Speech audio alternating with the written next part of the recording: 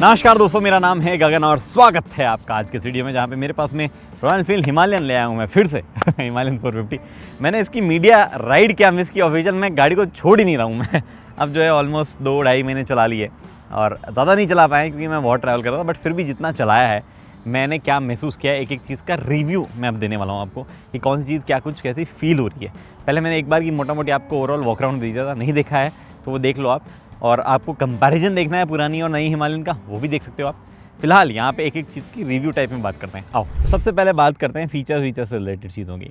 बहुत ज़्यादा ऐसे भर भर के फीचर्स नहीं आते हैं, बट एक बहुत ही इंपॉर्टेंट फीचर रॉयल एनफील्ड ने ऐड किया है, जो कि ये टिपर डैश जो है यहाँ पे आया, जो कि एक्चुअली इंफोटेनमेंट सिस्टम आप काइंड ऑफ कह सकते हो। अपना फ़ोन यहाँ कनेक्ट करोगे तो आपको जो है मल्टीपल इन्फॉर्मेशन दिखेगी, बट सबसे इंपॉर्टेंट है मैप्स। गूगल मैप्स के साथ में इंटीग्रेशन के साथ में बहुत सुंदर मैप्स जो है वो दिखते हैं। प्रॉब्लम ये है कि वो कभी कभी दिखते हैं हम लोगों को मल्टीपल टाइम्स उसको कनेक्ट करने में प्रॉब्लम हुई है।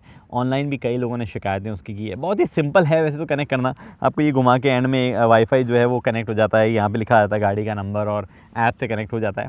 बट बहुत ज़्यादा मुश्किलें हो रही थी। मेरे आईफोन में लगातार कनेक्ट हो रहा था, बट आईफोन में फिर उसको ऑन करके रखना पड़ता है स्क्रीन को, जो कि बैटरी ड्रेन करता है, which kind of defeats the purpose कि जब मेरा फ़ोन की बैटरी और सब कुछ ड्रेन हो ही रहा है तो मैं उसको यहीं लगा दूंगा, फिर मुझे इसकी क्या ज़रूरत है। तो वो थोड़ा सा इशू वहाँ पे है। अदरवाइज़ इन्फॉर्मेशन वगैरह एकदम क्लियर दिखाता है, कोई इसमें इशू नहीं है। ट्रिप मीटर, फ्यूल कंजप्शन वगैरह सब जो है एक्यूरेट दिखाता है, कोई दिक्कत नहीं है। फ्यूल मीटर जो है वो ऑब्वियसली ज़्यादा एक्यूरेट बाइक्स वगैरह में हम उम्मीद नहीं करते हैं, वैसा ही यहाँ पे है। कुछ खास एक्यूरेसी की उम्मीद मत करना, बट दिखा देता है मोटा मोटी जैसा होता है। उसके अलावा ऐसी चीज़ यहाँ पे कुछ नहीं है। दिन रात मोड वगैरह जो आते हैं उसमें भी कोई इशू नहीं है। लाइट्स जो है वो भी एक्चुअली डिसेंट है, या डिसेंट से भी ऊपर कही जा सकती है। गुड और डिसेंट वाले सेक्शन में जो है मैं उस लाइट को रखूँगा। इस कैटेगरी में थोड़ी सी कुछ और बाइक्स की बेटर लाइट्स देखी गई है, बट स्विच गियर वगैरह वहाँ पे थोड़ी शिकायत है मुझे, स्पेशली ये जॉयस्टिक में। यार ये कभी समझ ही नहीं आती है कि इसको कैसे कहाँ इस्तेमाल करना है। Again headlight, high beam, low beam मारना है, किसी को पास मारना है, that is also an issue. ये रॉयल एनफील्ड ने जिस तरीके का स्विच गियर इस्तेमाल किया है, इट्स वेरी हार्ड किसी को हाई बीम लो बीम मारना। कई बार इस इंटेंशनली लोग फिर लो बीम में ही चलाते हैं, जो कि प्लीज़ आप मत करिएगा। तो वो थोड़ा सा इशू है। स्विच गियर एक ऐसा है इसकी क्वालिटी अच्छी है, बट ये जॉयस्टिक और ये पास वगैरह से जो है थोड़ा सा समस्या हो रही है। उसके अलावा ऐसा यहाँ पे कोई चीज़ नहीं। क्वालिटी टॉप नॉच है हर जगह भाई, कोई भी पार्ट का हाथ लगा लो ऐसे फील होता है भाई ये क्या क्वालिटी दे दी है। ये तो कोई आराम से 5-6 लाख रुपए की इंपोर्टेड बाइक वाली फील जो है वो यहाँ पे आ रही है। सोवा सस्पेंशन क्योंकि यहाँ दिख रहे हैं तो उनकी भी बात जो है हल्की फुल्की कर लेते हैं। राइड क्वालिटी के बारे में आगे और बात करूँगा चलाते वक्त में। अच्छे सस्पेंशन एक्चुअली, अच्छा ट्रैवल है, जितनी उम्मीद थी ट्रैवल की, जितना होना चाहिए ऑफ रोडिंग एक केपेबल एक बाइक में, वो सब यहाँ है ना। This is not a proper dirt bike type बना के आप ऐसे कहीं पेलम पाली करो टाइप्स, बट स्टिल जिस कैटेगरी की बाइक है इट्स वेरी नाइस। उसके अलावा और यहाँ पे क्या बचा, ये विंड स्क्रीन जो है ज़्यादा हवा तो नहीं रोकती है, बट डिसेंट हवा रोक लेती है आपके पास में आने में। फ्यूल टैंक अच्छा खासा बड़ा है, कोई इशू जो है उसमें नहीं है। मेरे को ऐसे लंबा राइड में लेके नहीं गया तो आई कांट रियली कमेंट कि लॉन्ग रेंज वगैरह में क्या कुछ कहाँ इशू आएगा। I can't comment on that, but still good big tank. ये यहाँ पे एक टाइप सी दिया हुआ है जो कि अनफॉर्चुनेटली उतना फास्ट नहीं है। It's just 10 kilowatt. फास्ट दे सकते थे यार, टाइप सी दिया है, थोड़ा फास्ट चार्ज दे देते, पर पता नहीं क्यों नहीं वो नहीं दिया गया है। इधर उसकी तरफ सीट एक और चीज़ है, टॉकिंग पॉइंट था, लोगों ने बोला हाइट जो है वो ज़्यादा है।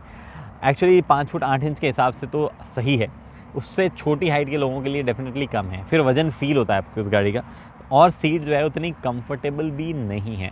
थोड़ी सी लॉन्ग राइड में थोड़ा फटीग थोड़ा ज़्यादा होता है, स्पेशली जब आप प्रॉपर गियर्स पहनते हो और वो राइडिंग गियर्स वगैरह जो है वो ढंग से स्नक फिट के नहीं हो, तो यहाँ पे थोड़ी सी परेशानी हो सकती है। गर्मियों में ये परेशानी ज़्यादा बढ़ेगी।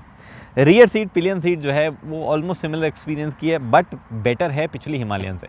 लेकिन अभी भी कई लोग जो लॉन्ग राइड्स वगैरह करते हैं उनको गद्दे वाली सीट अगर आपको पसंद हो तो आपको ढूंढना पड़ेगा कि भैया करोल बाग वालों ने मॉडिफिकेशन शुरू किया है या नहीं किया है इसका। तो वो एक चीज़ यहाँ पे, लोड मैंने इसके पीछे कोई डाला नहीं है। कई लोगों का कंसर्न था कि कैसे रियर टेल लाइट और रियर इंडिकेटर वगैरह जो है वो सेम ही जगह दे दिया गया है। It's not a problem honestly, चलते रहो आप, दिखती है गाड़ी ईजिली। और इंडिकेटर ब्लिंक करोगे तो जो है लाइट बंद होके, मतलब लाइट बंद भी नहीं होती है, उसके बीच में ही जो है एक ऑरेंज लाइट जो है वो थोड़ी ज़्यादा इंटेंसिटी से दिखने लग जाती है। उसके अलावा यहाँ पे कुछ भी इशू नहीं है। फुट पैक्स वगैरह जो है वो भी ऑल क्लीन है, रखने में कोई इशू नहीं हो रहा था। गियर चेंजेस में भी कहीं कोई तकलीफ नहीं हो रही थी किसी भी तरीके की। इंजन और चेन वगैरह इनकी साउंड ऐसा कोई भी नॉइज़ में जो है कोई ऐसी चीज़ नहीं है जो मुझे हाईलाइट करनी हो। हालांकि उतनी ज़्यादा चली नहीं है गाड़ी कि चेन वगैरह से रिलेटेड कोई प्रॉब्लम आने लग जाए, तो वो भी एक चीज़ है। इंजन हीटिंग से रिलेटेड अभी मैं ज़्यादा बात कर नहीं पाऊँगा क्योंकि गर्मियाँ आई नहीं है ढंग से जब से हिमालयन लॉन्च हुई उसके बाद से अभी तक। अब जो आने वाली गर्मी है उसमें पता चल जाएगा, तो सोच रहा हूँ उस टाइम पर कोई राइड वाइड भी प्लान कर लूँ। बट टायर्स जो है वो ट्यूबलेस टायर लगे हुए हैं, लेकिन इनके अंदर ट्यूब डली हुई है क्योंकि अभी रिम्स जो है वो ट्यूबलेस इंडिया में अवेलेबल नहीं है। तो वो कब आएंगे, टायर्स तो सेम ही रहेंगे लेकिन वो लगने के बाद में थोड़ा सा और बेहतर एक्सपीरियंस जो है वो मतलब मन में हो जाएगा कि हाँ भाई वो आप रहोगे कि चलो ट्यूबलेस है, हमारा काम जो आसानी से हो जाएगा। तो वो चीज़ अभी तक अवेलेबल नहीं है, मुझे हाईलाइट करनी थी, उसका एक इशू है थोड़ा सा, पता नहीं कब वो अवेलेबल होंगे, बट चलो। ओके जी, तो हिमालयन देखो आप सीधी सीधी नहीं चलाते हो, हिमालयन हम चलाएंगे टेढ़ी टेढ़ी। जी हाँ, मेरे को और कोई जगह मिल नहीं रही आज ऑफ रोड करने के लिए। शूट करते टाइम नहीं मिलती भाई, ऐसे हम जो है दुनिया भर की जगह भटक लेंगे, पर शूट करते टाइम ढंग की कोई ऐसी ऑफ रोड सिचुएशन मिलती नहीं है जहाँ पे जाके कुछ मज़ा आए। गड्ढे वड्ढे में ना चल जाऊँ मैं, कोई निकालने वाला नहीं है अभी, आ जाएंगे थोड़ी देर में वैसे निकालने वाले अपने साथी लोग, शूट करवाने वाले। तो बात ये है कि ऊपर चढ़ते हैं पहले तो, out of nowhere,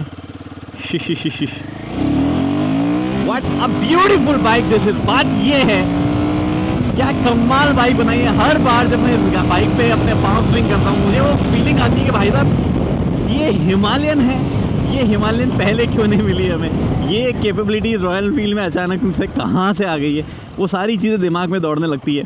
this is actually a brilliant bike in terms of जिस तरीके से एक बाइक हैंडल होती है, जिस तरीके से सस्पेंशन जो है वो वर्क करते हैं।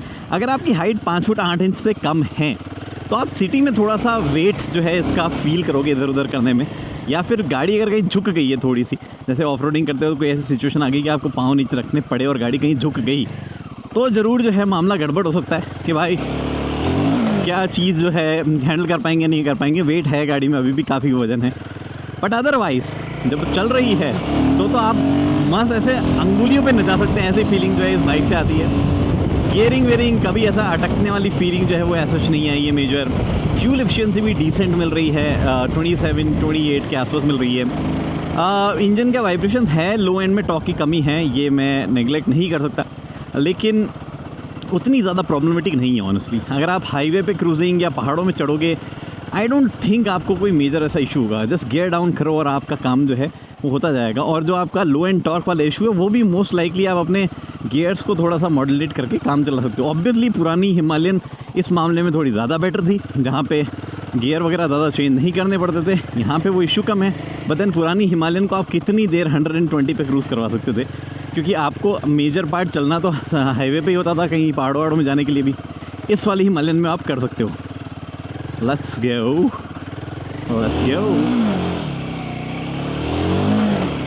Actually this reminds to me कि मैं इस बाइक को पहली बार मिट्टी में लेके आया हूँ।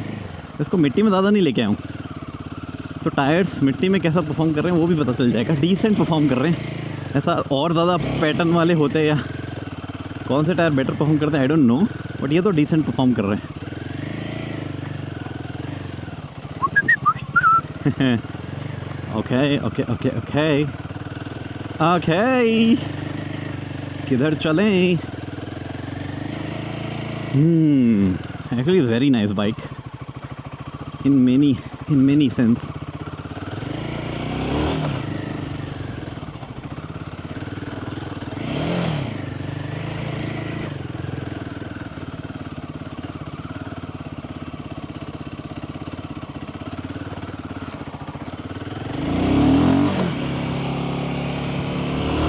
इसका ये जॉयस्टिक वॉस्टिक वाला थोड़ा प्रॉब्लम है। इधर से आया था क्या मैं? किधर से आया था मैं? आई डोंट नो मैं कहाँ से आया था, नजर नहीं कहाँ से आया था, इधर से नहीं आया था।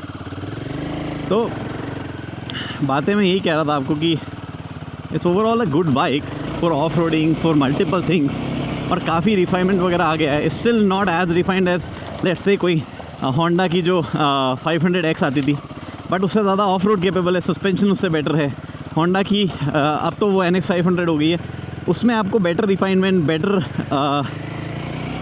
लॉन्गिविटी मिल जाएगी, बेटर ड्यूरेबिलिटी मिल जाएगी पार्ट्स वगैरह की।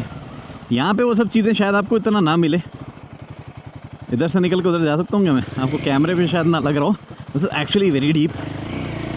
Oh nice. भाई नाचती है बाइक यार, लिटरली नाचती है। This is such an amazing thing. हाँ, तो मैं आपको बता रहा था कि कैसे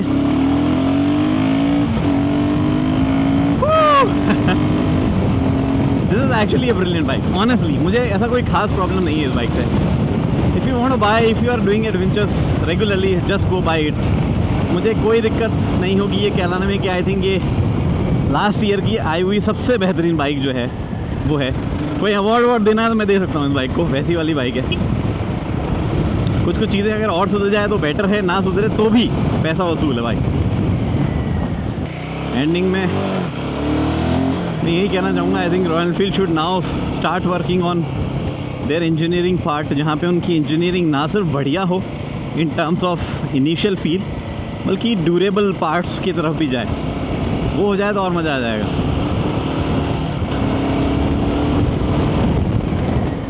तो जी बात ये है कि मुझे लगता है जो मैंने 3-4 चीज़ें आपको बताई कि इंजन वाइब्रेशंस थोड़े से जो है और कंट्रोल हो सकते थे, थोड़ा लो एंड टॉर्क वगैरह, और कुछ 2-3 चीज़ें जो इधर उधर है निगल्स वगैरह फेस हुए जैसे कि जॉयस्टिक वगैरह, उनके अलावा इससे एक्चुअली गुड प्रोडक्ट क्या बढ़िया हो सकता था। और मेरे ख्याल से अगर इस प्राइस पॉइंट पे 2-4 और इलेक्ट्रॉनिक फीचर जैसे ट्रैक्शन कंट्रोल वो स्विचेबल दे देते तो उससे थोड़ा सा और बेहतर वैल्यू फॉर मनी चीज़ें लगती, या फिर ये जो चीज़ें दी गई एकदम स्मूथली काम करती तो मज़ा आ जाता।